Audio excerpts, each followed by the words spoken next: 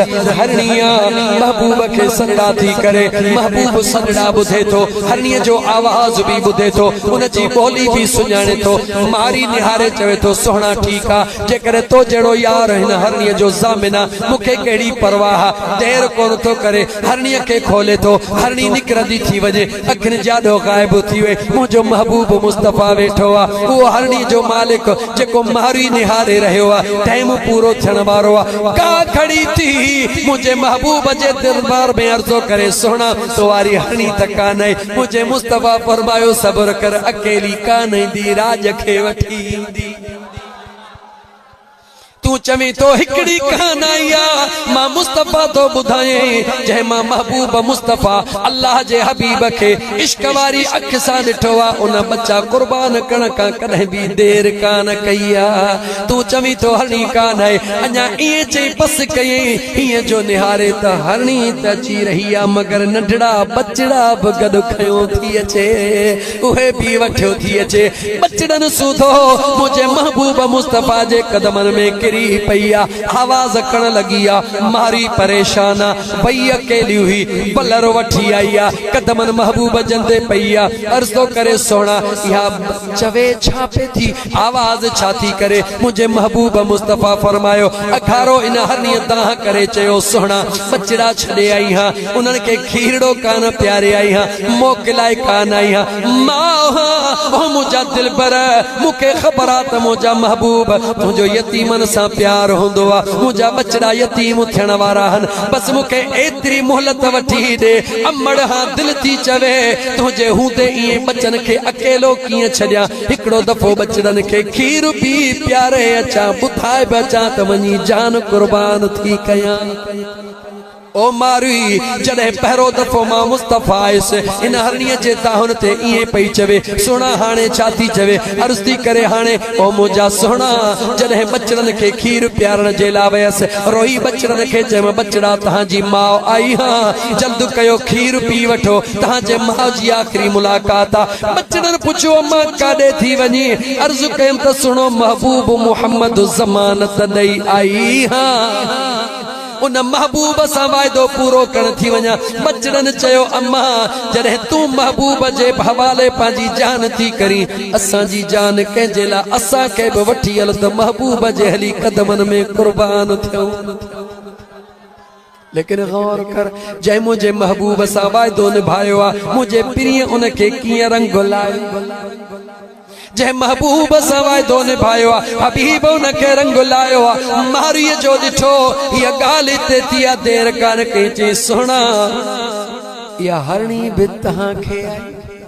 ये बचड़ा हरनिया जा बितहा के आया पर सोना गाल खुटी कान मुखे मोहलत दियो जी हरनिया के दिनवा मां बापा जा बचड़न जा बलर वठी अचा जी हरनी नामता कुर्बान थी आज मारवी भी बचड़न सुधो नामता कुर्बान थियण ला तैयार आ अजीजा ने मन वो मुझो महबूब मुस्तफा सल्लल्लाहु अलैहि व आलिहि वसल्लम जी जात जेको जानवरन सा गाल्हाइंदो बिया जानवरन जो बोलियूं बुधंदो बिया उनन जा फरियाद भी बुधंदो आ उनन जो दाद भी कंदो आ केर कंदो आ जो मदीने जो घोट कंदो आ जेको जानवरन जो इंसाफ करे जेको जानवरन जो दाद करे जेको जानवरन जो ज़मानतूं खणे ॿुधाओ पंहिंजे गुलामन खे कीअं छॾींदो जवाब दे पाजे अकुल खां पुछ न जेको गुलामन के किए छडींदो जेको जानवरन के न थो छडे गाल मा गाल चढ़ी आई थोड़ी भी करे वठा मुजा दोस्त अजीज उन उठ जो किस्सो कया जे उठ मा मालिक बेजार थी करे ताहा रसूलुल्लाह जे दरबार में खणी आया सोहना उठ डाढो तंग कयो इजाजत मिले त कोई जान छडायो पर माल माड़ी में पहुतासी ए मोहम्मद ईसा सा मोहनहार मोहम्मद ईसा कंडन बुधो अख ने डिठो शाहिदा ओ मानू हिया वेठो उन जे भा बुधायो साईं हिकड़ो असा जो उठ होयो असा जे हिन भा उन उठ के चयो यार हाने माफ कजा हाने मां तोखे विकणा थो जीअं हिन चयो त विकणा थो उठ पांजो सजे वग के छडे दिनो बाहर बीठो आ बैठो असा दे निहारे बैठो रोए बैठो उठो रोए अचे गाल कई त मां त उठ के तो विकणा पर होदे उठ निहारो उठ चरण छडे दिनो अदा गाल सच्ची आ जे उठ चरण छडे दिनो उठ माल सा वजन छड़े दिनो ज़ारो कतार रोण लगो जदे चयो मास गाल बुध छो पियो रोए वो फकीर जिक्र वारो हो अल्लाह जो महबूब मुस्तफा करीम जे इश्क वारो हो उठ छो पियो रोए इन जेला पियो रोए वो दोस्त गाल पियो करे ख्वाब तो दिसा ख्वाब में इया खबर पे उठ पियो चवे त तू यार जो जिक्र कंदो ही मुंह ते चढ़ी दुरूद पढ़ंदो ही विकण दे खबर ना है कजे हवाले थी चवे तो खुदा जी ज़ात थी जाने जेडी मल उन उठ दे निहारे चे मास गाल बुध मु तुझे विकण जो फैसलो खत्म करे छडियो को न तो विकणई उठ आवाज कदो वजी प्रबलर सा गड चरण शुरू कई महबूब त महबूबा महबूब जे गुलामन के झंग जा जानवर भी सुञाणन था या घणे वक्त जी गाल कने पुछो ॾींहं घणा गुज़रिया हन जबलन जे विच में माल माड़ी जी गाल मालिक दाह खणी आयो सोना उठ तंग कयो आ इजाजत मिले त कुहास इजाजत मिले त उनके हिय कया वाह मुझा मदीने जा साईं मुझे आका इए कोन चयो तो उठ तुझो अची वणई तीए कर मुझे मुस्तफा फरमायो त बी मां हला उठ खा पुछा हाय मुसलमान गौर त कर फकीर गुलाम कादर गौर कर जेको महबूब मुस्तफा जानवरन जो भी दाद करे पंहिंजे गुलामन के कीए छडींदो बिठा मुझो मदीने जो मीर सल्लल्लाहु अलैहि वसल्लम आयो आ उठड़े जी निगाह पैया ज़ारो कतार रोण लगो आ आवाज कण लगो आ मालिक जवे दो सोना मस्ता मौज में आ मुझे मुस्तफा फरमायो परे थी मुझो आका अगते वधियो उठ पांजी पेशानी मुझे यार जे कदमन ते रखिया उठ के भी खबरा ही उहो महबूबा जेको हिन महबूब जे चौठ के चुमदो आ उनके रब अडे छडींदो आ उठ के भी खबरा प्रिय जे कदमन में चुमण में अल्लाह राजी थींदो आ उठ कदमन ते चुमियूं ॾेई करे आवाज करण लगो अखड़न मां लुड़क लाड़न लगो मुझे महबूब मुस्तफा जो आवाज बुधी करे मथड़े दत रगी पाण फरमायो फिक्र न कर तुझो दाद कयूं था तुझो दाद कयूं था तुझो फैसलो कयूं था मालिक के फरमायो दे खबर दाहू त करी तो त उठ रात जो निंड कण को न थो दे मगर दे खबर ए उठ तमा मुस्तफा के दाह तो दे सोना पुछोस कम मुते घणो वठंदो आ खाधो मुके थोरो दींदो आ कम मुका घणो वठंदो आ खाधो मुके थोरो दींदो आ हिक बे उठ जी गाल इंदिया हो भी रात जो दाहू कंदो हो मालिकन के निंड कण कोन दींदो हो रसूलुल्लाह जे दरबार में आया मुझा महबूब वया उन चे सोना दाहू कंदो हा छो दाहू कंदो आ मुझो मालिक इशा जी नमाज को न पढ़ंदो आ छा कोन कंदो आ सोमहणी जी नमाज कोन पढ़ंदो आ मां डिज खां दाहू कंदो हा मता अल्लाह जो अज़ाब हिन जे करे नाज़िल थे मां भी इन लपेट में सड़ी वञा इन करे दाहू कंदो अजीज़ान मन मुझे महबूब मुस्तफा सा जानवर ॻाल्हाईंदा हा न रुगी ॻाल्हाईंदा हा पर पंहिंजा फरियाद भी ॻाल्हि पे कयम कहिड़ी याद थई तहां चवंदो न पर मां वरी ॿुधाईंदो मां हाँ ये मोहम्मद हारून खुदा को तोखे भी मदीने जी टिकट दे अजीजा ने मन खुदा सबनी के मुझे महबूब मदीने वाले मीर जो घरड़ो दड़ो नसीब फरमाए आमीन जो याद कजो मुझा दोस्त मदीने जो हो शहरा मक्के जो हो शहरा जेते रात दी मुझे रब जे रहमत जो नुज़ूल थींदो आ एतरो त प्यारो आ रब जो मक्के जो शहर छो जो मुझे मदीने वाले मीर जमीन ते कदम रखया शहर मक्के जो आ मदीनो छो प्यारो आ मुझे महबूब मुस्तफा दुनिया में आयो त कदम मक्के में दुनिया के छड़ियो त कदम मदीने में रब चयो मुझे महबूब जो अचण वञण खां वधीक प्यारो मुझो महबूब आयो मां अल्लाह एडो खुश हां जे जगह ते मुझे महबूब अची कदम रखियो ते हिकड़ो नफल लख नफल जे बराबर पर जह जमीन ते मुझ महबूब मां अल्लाह जे हुक्म के लब्बैक चई करे पंहिंजे हिन पाक जिस्म के जमीन जे हवाले कयो मुझे महबूब हवाले कयो मां अल्लाह उन जमीन के भी इज्जत वारो बनायो उन जमीन ते भी हिकड़ो नफल 50,000 नफलन जे बराबर अजीजा ने मन याद रखी छड़ जा मक्के मदीने जी दुगी हिकड़ी ही गाल बुधी छड़े जरे दुनिया में दज्जाली फितनो इंदो देर काने का वक्त भरियो बीठो आ पुत्र याद रखी छड़ जा दज्जाली फितनो दुनिया में इंदो उन दज्जाल जी ताकत केतरी हुंदी उन जी फौज केतरी हुंदी अजकल जेके तवज्जो कयो नौजवानो टेलीविजन ते अजकल जेके ड्रामा हलन था पिया न अजीब अजीब हिकड़ी मखलूक आ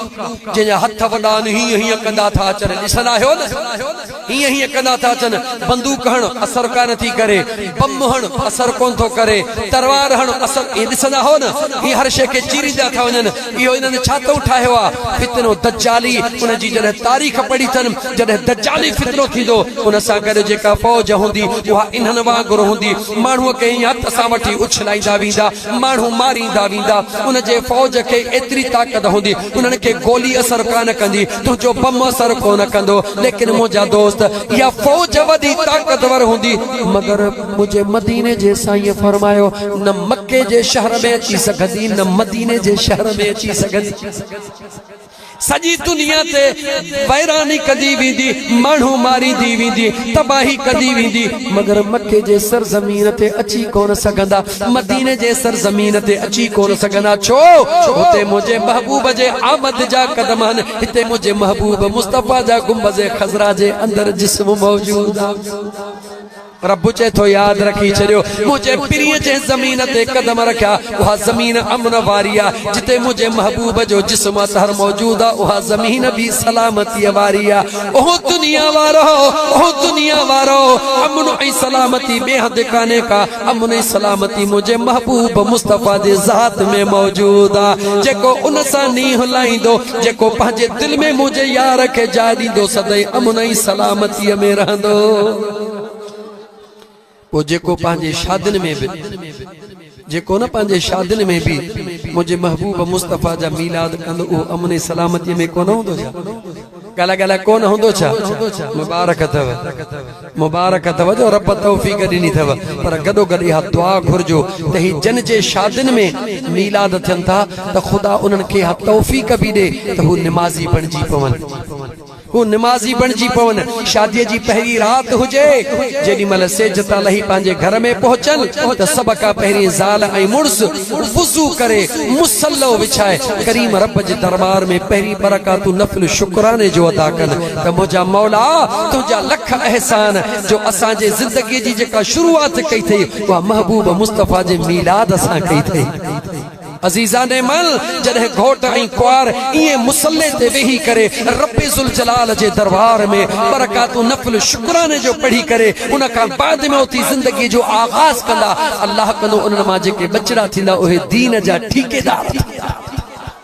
दीन जा दीवाना थींदा दीन जा परवाना थींदा ओ मुझा दोस्तो अजीजो मुझे महबूब मुस्तफा जी अर्ज पे कयुम त खैबर जे मौके ते एकड़ो गडहड़ो आयो केर आयो गडहड़ो आयो आ मुझे मुस्तफा जे दरबार में ज़ारो कदार रोई पांजे बोली में कुछ चई रहो आ मुझे मुस्तफा फरमायो फिक्र न कर तू असा जो अज खां वठी तो ते नालो ता रखो याफूर छा नालो हबीबन रखियो छा रखियो याफूर तारीख पढ़ो मदीने जी मक्के जी खैबर जे मौके खां बाद में जॾहिं महबूब आया जॾहिं उन गडहड़े के कंहिं सहाबी में कम हूंदो हुयो सहाबी मौजूद न हूंदो हो चवंदा याफूर वञ फलाणे सहाबीअ खे वठी आ